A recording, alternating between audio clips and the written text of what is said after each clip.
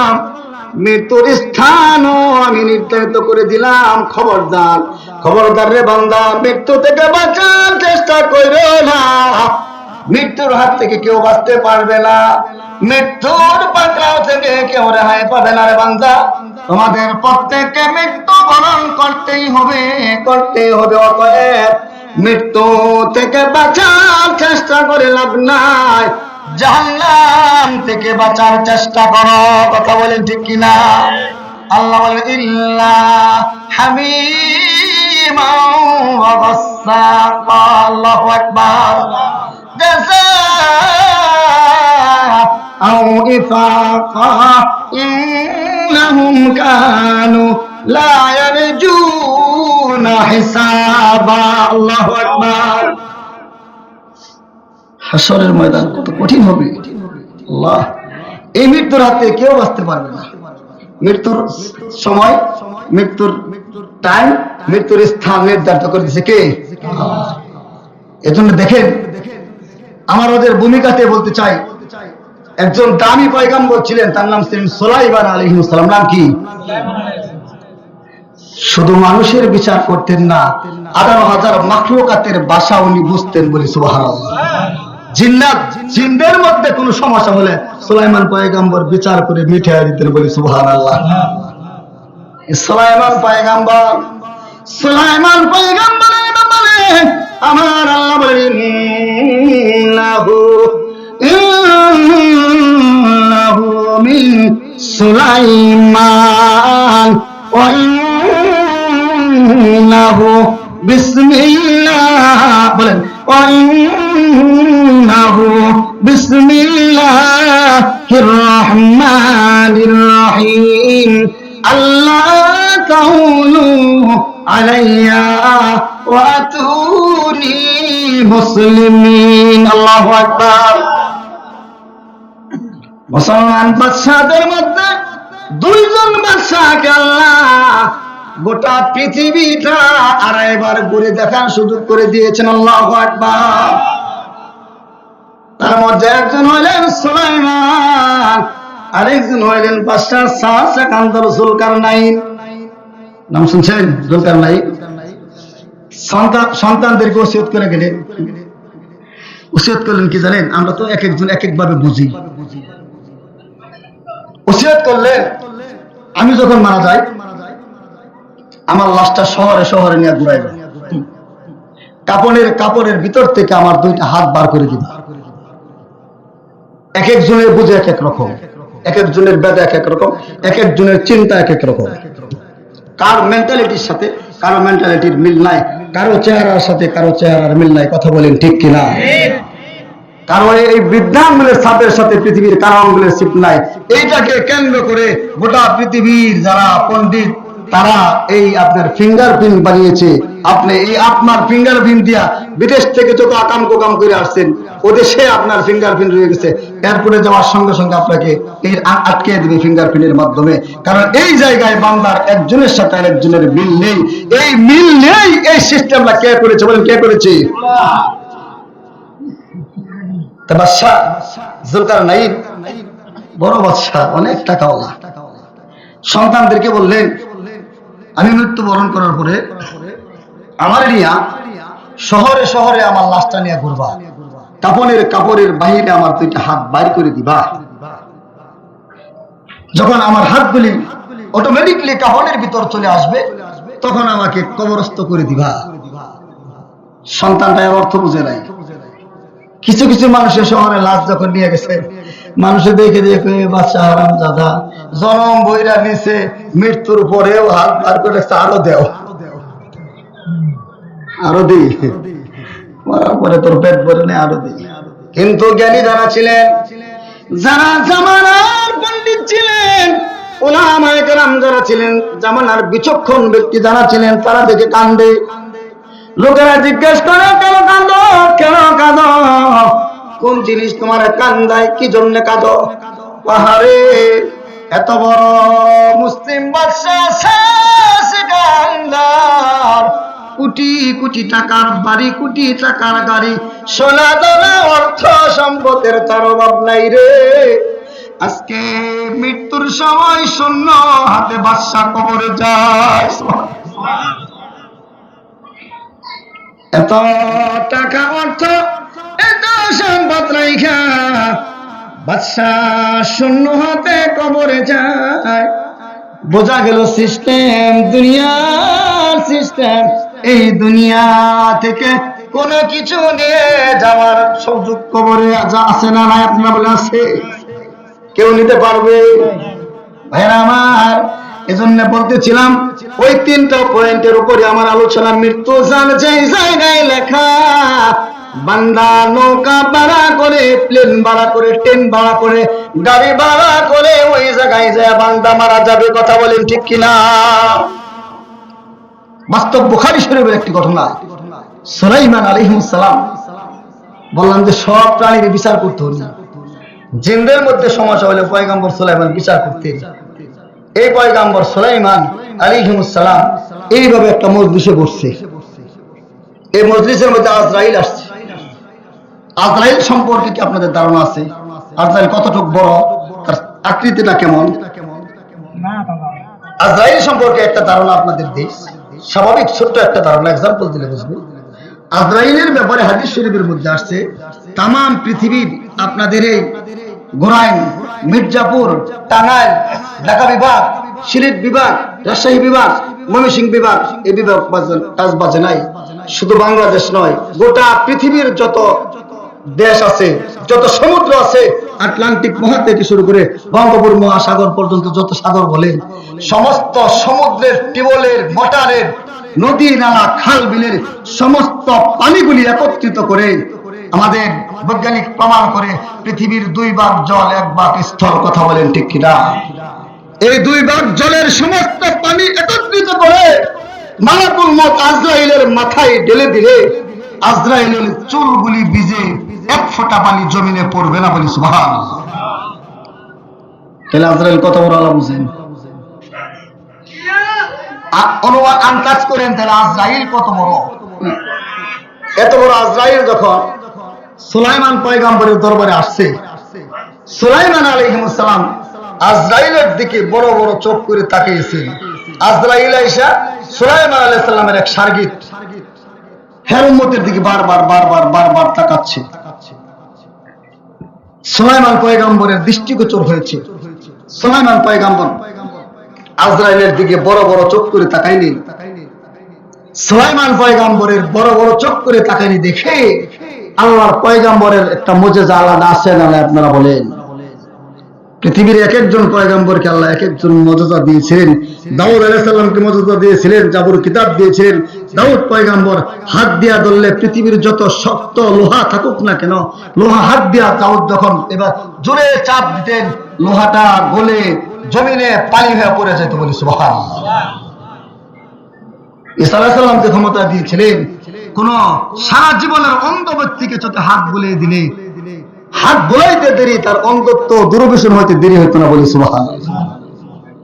এরকম বিশেষ মর্যাদা দিয়া আল্লাহ রাব্বুল আলামিন সমস্ত পয়গম্বরকে তৈরি করেছেন। তার মধ্যে একজন হলেন সুলাইমান পয়গম্বর।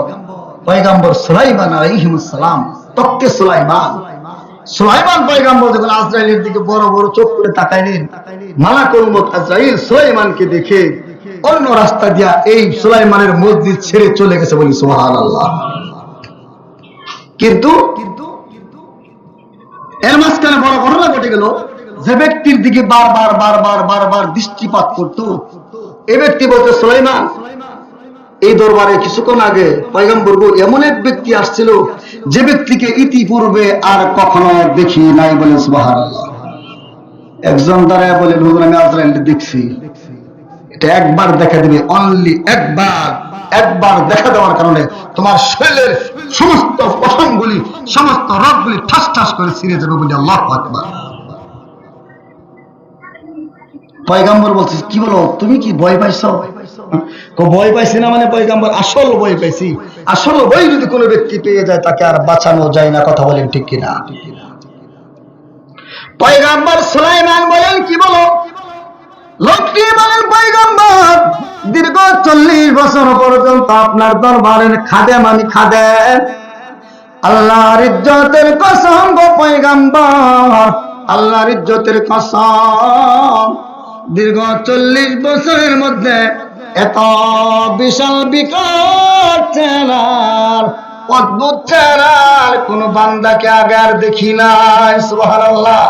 পয়গম্বর গো, আমার বড় ডর, আমার বড় ভয় হয়, আমার বড় ভয় হয়। আপনার দরবারটা আমার জন্য নিরাপদ মনে হইতেছে না। পয়গম্বর, নিরাপদ মনে হয় না, আমার মনে বড় ভয় করতেছে, বড় ডর লাগতেছে গো পয়গম্বর। দেরি কইরেন না, দেরি কইরেন না, এমন এক জায়গায় শ্রীলঙ্কার পাহাড়ে আমার পাঠায় দে, যে জায়গায় গেলে আমার অন্তরে কোনো ডর না থাকে। সুবহানাল্লাহ।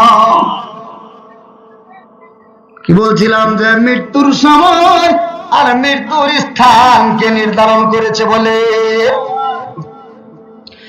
পয়গম্বর, এমন এক জায়গায় আমার আপনার তত্ত্ব দিয়া পাঠায় দেন গো পয়গম্বর, যে জায়গায় যাওয়ার পরে আমার যেন ওই ব্যক্তিকে আর দেখা না হয়, ওই ব্যক্তির সাথে যেন আমার দেখা না হয়। আমার বড় ভয় হয় ওই ব্যক্তিকে পুনরায় যদি দেখি, না জানি রে আমার দেহটা বার হয়ে যাবে। সুবহানাল্লাহ। পয়গম্বর সুলাইমান আলাইহিস সালাম বলে, বান্দা তোমার ভয় নাই, যাও যাও যাও রে বান্দা যাও, আমার তখ্ত তোমার কাছে দিয়ে দিলাম। সুলাইমানের ছিলেন তখ্তের বাহাদুরি। তখ্ত বুঝেননি? তখ্ত ইঞ্জিনের দরকার নাই, ড্রাইভারের দরকার নাই, তেলের দরকার নাই, মোবিলের দরকার নাই, রিমোটের দরকার নাই, কম্পিউটার দিয়া কন্ট্রোল করতে এমনটা নয়। গোটা পৃথিবী পয়গম্বর সুলাইমান তত্ত্বে চড়ে সুলাইমান ঘুরে আল্লাহর হুকুমে 2 মিনিটে গোটা পৃথিবী ঘুরে আইসা পড়ে। আল্লাহু আকবার। পয়গম্বর সুলাইমান বলে, আল্লাহর বান্দা তোমার ভয় নাই, তোমার চিন্তা নাই, তোমার টেনশন নাই। যদি মুমিন হন, আল্লাহ বলে লা খাউফুন আলাইহিম ওয়ালা হুম ইয়াহজানুন। আল্লাহু আকবার। যারা মুমিন হবে তাদের ভয় নাই, তাদের টেনশন নাই, চিন্তাও নাই, চিন্তার কারণ নাই। লোকটি বলছে, পয়গম্বর ওই ব্যক্তির একবার যে চেহারা দেখলাম, আমি যা দেখেছি, এজন্য বাবার যখন মৃত্যু হয় সন্তান পাশে থাকে, সন্তান যখন বলে বাবা আমাকে চিনো, বাবা বলে তোমাকে চিনি না, বিবিকে চিনে না, কারণ সে এমন এক ব্যক্তিকে দেখতেছে যাকে দেখার পর এই পৃথিবীর চিন্তা চেতনা সে ভুলে যায়। কথা বলেন ঠিক কিনা? ভাইরা আমার, পয়গম্বর সুলাইমান বলতেছেন, ও আমার সারগে, তোমার ভয় নাই, তোমার চিন্তার কারণ নাই। এমন এক রাজ্যে শ্রীলঙ্কার এমন এক পাহাড়ে তোমার পাঠিয়ে দিব রে, যে পাহাড়ের মধ্যে ওই বান্দা খুঁজে তোমাকে পাবে না। তখ্তের মধ্যে উঠাইলেন, তখ্তে সুলাইমান পয়গম্বরের ওই ব্যক্তিকে উঠাইলেন। ওই ব্যক্তি তখ্তের উপর যখন উঠলেন, 2 মিনিটে তখ্ত তাকে শ্রীলঙ্কায় নিয়ে গেল। এমন সময় দেখা যায় পুনরায় মালাকুল মউত আবার সুলাইমানের কাছে আসলেন বলে। আল্লাহু আকবার। সুলাইমান কথা বলে যে, কতক্ষণ আগে তোমার দেখলাম আমার মজলিসে, কতক্ষণ আগে তোমাকে দেখলাম আমার মজলিসে, আবার কোথায় গেছিলে, আবার কেন আসলা? মালাকুল মউত বলে, পয়গম্বর আপনি আল্লাহর নবী। ও পয়গম্বর, আমার কাছে এক ব্যক্তির ঠিকানা ছিল। কি ছিল ঠিকানা? ওই ব্যক্তির নাম, তার বাবার নাম, তার মায়ের নাম, তার মৃত্যুর সময় আর তার মৃত্যুর স্থান। সুবহানাল্লাহ। পয়গম্বর গো, ওই চিঠির মধ্যে লেখা ছিল এই ব্যক্তিটার মৃত্যু হবে শ্রীলঙ্কার পাহাড়ে। আমি যখন দেখলাম এই ব্যক্তির মৃত্যু, আহারে মানুষ, দুনিয়া সব ছেড়ে চলে যেতেই হবে। আমি যখন দেখলাম এই বান্দার মৃত্যু শ্রীলঙ্কার পারে আপনার দরবার থেকে তার মৃত্যুর স্থান শত শত কিলোমিটার দূরে। আমি চিন্তায় পড়ে গেলাম, বিপদে পড়ে গেলাম, বিপাকে পড়ে গেলাম।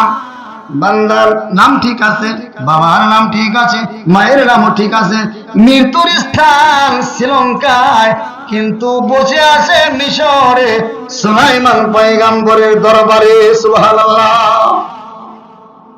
পয়গম্বর গো, বান্দার স্থানের সাথে আর মৃত্যুর সাথে বিশাল ডিফারেন্স, বিশাল ব্যবধান হয়ে যায় গো পয়গম্বর।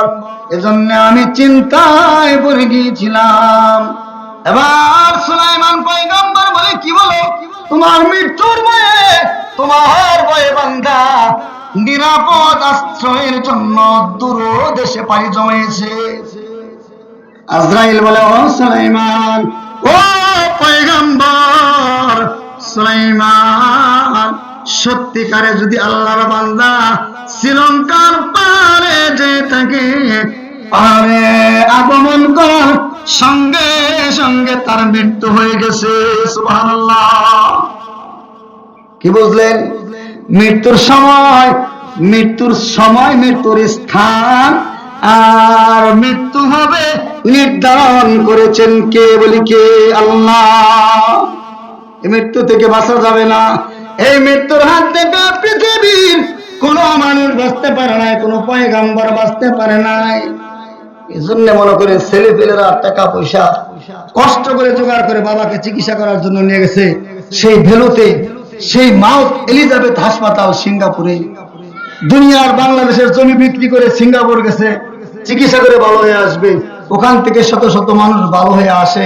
যার হায়াত আছে সে ভালো হয়ে আসে, যার হায়াত না আছে সে টাকা ভাঙার পরেও লাশ হয়ে আছে। কথা বলেন ঠিক কিনা? অতএব বোঝা গেল এই বান্দার মৃত্যুটা কোথায়? ওই জায়গায় নির্ধারিত। এজন্য মৃত্যুর ভয় যদি করো, মৃত্যু থেকে বাঁচার চিন্তা করো না, এটা বাঁচা যাবে না। পৃথিবীর কেউ পারে নাই। আল্লাহ আল্লাযী খালাকাল মাউতা ওয়াল হায়াতা লিয়াবলুয়াকুম আইয়ুকুম আহসানু আমালা। আল্লাহ বলেন, কারো হায়াতে জিন্দেগি লম্বা দিলাম, 70 বছর, 80 বছর, 100 বছর, 20 বছর ঘরে পড়ে আছে, মৃত্যু হয় না। কথা বলেন ঠিক কিনা? কারো চেহারা সুন্দর, রাত্রের বেলা ভালো খাওয়া খেয়ে ঘুমিয়েছে, ফজরের নামাজের আগে মরে গেছে। আল্লাহ বলে, কারো হায়াতে জিন্দেগি 40 বছর, 30 বছর, 20 বছর, 50 বছর, 100 বছর হায়াতে জিন্দেগি দিলাম। বান্দারে, তুমি রাজনীতি করবা, নেতা হইবা, সময় চাষ চলে যায়, নষ্ট করবা, চোখে দেখে না, চশমা লাগায়া গুনার কাজ করবা।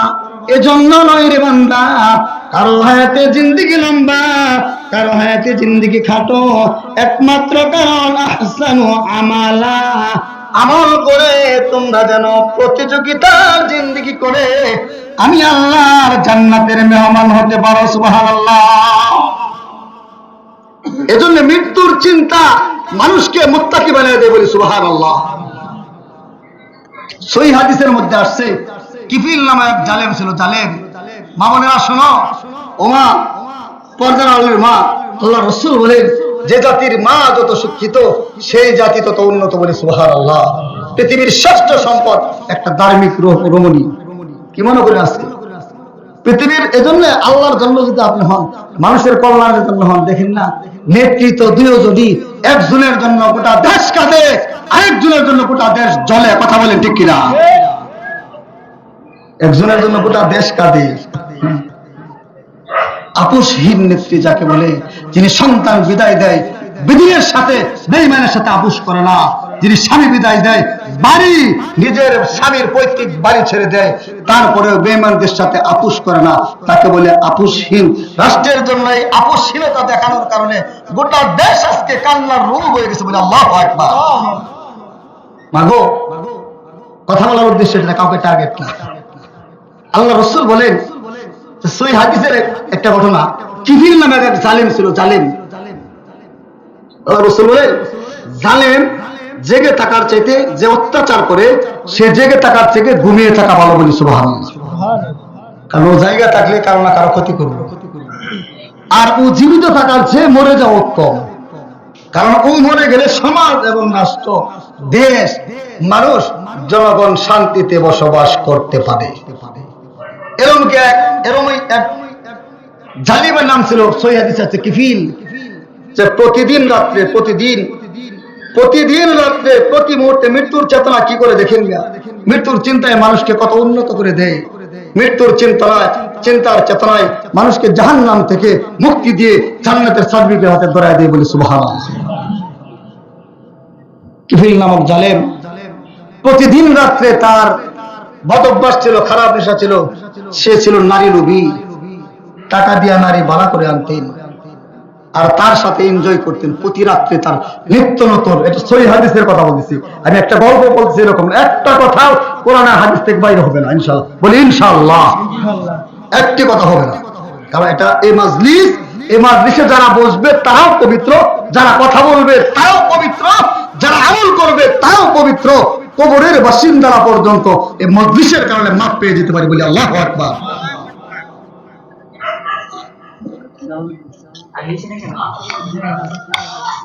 কিফিল নামক জালিম, সহিহ হাদিসের মধ্যে আসছে, প্রতিদিন মাগো একটা চরিত্র, মায়ের দাম কত শুনো, প্রতিদিন রাত্রে একজন করে নতুন নতুন জীবন সঙ্গী সে সংগ্রহ করতেন, আনতেন। এই কিফিল নামক জালেম যখন মুত্তাকি এক মেয়ে ছিল এলাকার, এই মেয়েটা কুচক্র মহলের কাছে বিক্রি হয়ে যায়। বিক্রি হয়ে যাওয়ার কারণে হাত বদলাইতে বদলাইতে টাকার ডিমান্ডের কাছে এক পর্যায়ে কিফিলের কাছে চলে যায়।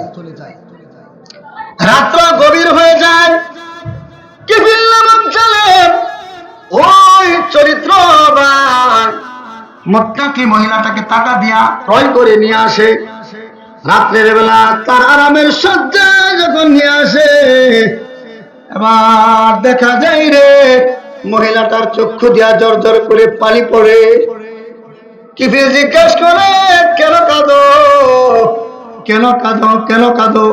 মহিলাটা বলে, তোমার চেহারাটা ভালো কইরা দেখা রাখি রে, তোমার চেহারাটা ভালো কইরা দেখা রাখি, তুমি একমাত্র পুরুষ, আমার পবিত্রতার মধ্যে কলঙ্কের ছোঁয়া লাগাইতেছো, আল্লাহু আকবার,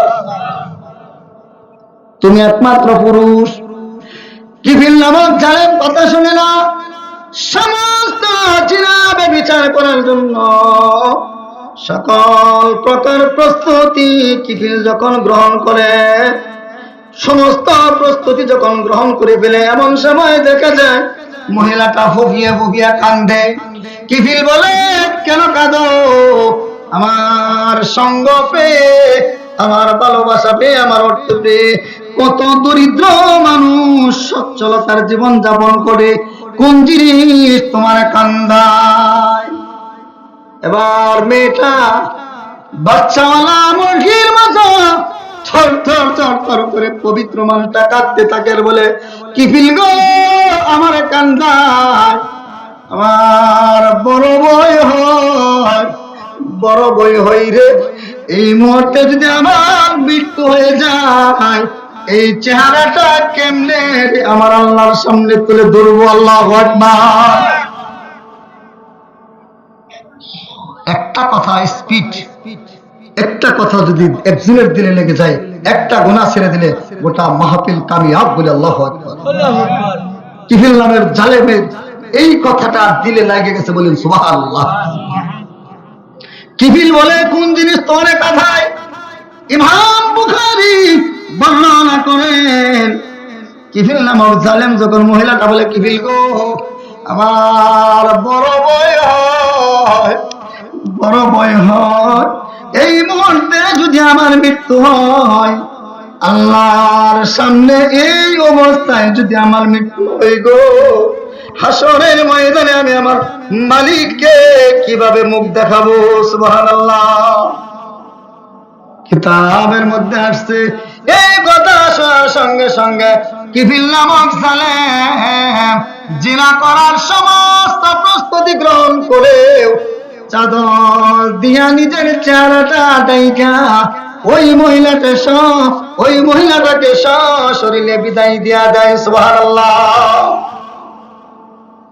বলে যাও, তুমি যাও, স্বর্ণ মুদ্রা লইয়া যাও, টাকা পয়সা সব লইয়া যা রে আল্লাহর বান্দি যা, তোমার মত নেককার মহিলার বড় অভাব। সুবহানাল্লাহ। কিতাবের মধ্যে আসছে কিফিল নামক জালেম যখন রাস্তায় যখন গেছে বলেন মৃত্যুর স্থান নির্ধারণ কে করছে? বয়ানের পয়েন্ট মনে রাখতে হবে, ফালতু কোনো কথা হবে না। মৃত্যুর স্থান নির্ধারিত কে করে দিয়েছে বলেন? কে করেছে? আল্লাহ। সময় নির্ধারণ কে করেছে? কিফিল নামক জালেম বাড়ির কাছাকাছি যখন গেলেন, তার বিশাল প্রাসাদ, ধনী মানুষ ছিলেন, অট্টালিকা ছিলেন, অর্থ সম্পদের টাকার অভাব ছিল না। বাড়িতে যখন কিফিল নামক জালেম গেলেন, রাত্রে বেলায় আবার কিফিলের আর ঘুম আসতেছে না, খালি ওই টেনশন। কোন টেনশন? যে অবস্থায় কত নারীর চরিত্রে কলঙ্কের দাগ লাগাইলাম, এই অবস্থায় যদি মৃত্যু হয় কেমনে আল্লাহর মুখ দেখাইব? আল্লাহু আকবার। কিফিল নামক জালেম এই চিন্তা চেতনা করতে করতে শরীরে জ্বর উঠছে। শরীরে জ্বর যখন আসে রে, কিছুক্ষণের মধ্যে কিফিল নামক জালেমের মৃত্যু হয়। এলাকার মানুষেরা আমাদের মতো বলতে থাকে, জালেম মরছে, ভালো হয়েছে। জালেম গেছে গা, রাষ্ট্র থেকে বাইসা গেছে গা। খারাপ মানুষ এরকম দোয়া করে না মানুষের, জালেম মরছে, ভালো হয়েছে, তোর অত্যাচারে বাঁচি নাই, তুই গেছ, তুই মরছস, বাইসা গেছিস। লোকেরা বলতে থাকে জালেমের বিদায় হয়ে গেছে, জালেম মারা গিয়েছে, জালিম মারা গিয়েছে, ভালো হয়েছে, বাইসাই গেছি। জালিম মারা গেছে, কিন্তু জালিমের জানাজা পড়তে কেউ রাজি নয়। প্রতিটা মসজিদে ইমাম সাহেব যখন ফজরের নামাজে সালাম ফিরাইলেন, মসজিদের কর্নার থেকে আওয়াজ আসে, যদি জান্নাতি মানুষের জানাজায় শরীক হতে চাও, কিফিল নামক ব্যক্তির জানাজায় শরীক হও। আল্লাহু আকবার। আপনারা বলুন বান্দা কিভাবে মারা গেল? আমল করলো না, শুধু মৃত্যুর ভয়। বান্দারে এত মুত্তাকি বানিয়ে দিছে, এত পরহেজগার, এত তাকওয়ালা বানিয়ে দিছে রে। এই বান্দাটা মৃত্যুবরণ করার সঙ্গে সঙ্গে আল্লাহ গায়বী আওয়াজ দিয়া মৃত্যুর চিন্তা চেতনা মাথায় থাকার কারণে জাহান্নাম থেকে মুক্তি দিয়া ওয়ায়ুবাদদিলুহুম সাইয়্যাতিহিম হাসানাত। আল্লাহু আকবার।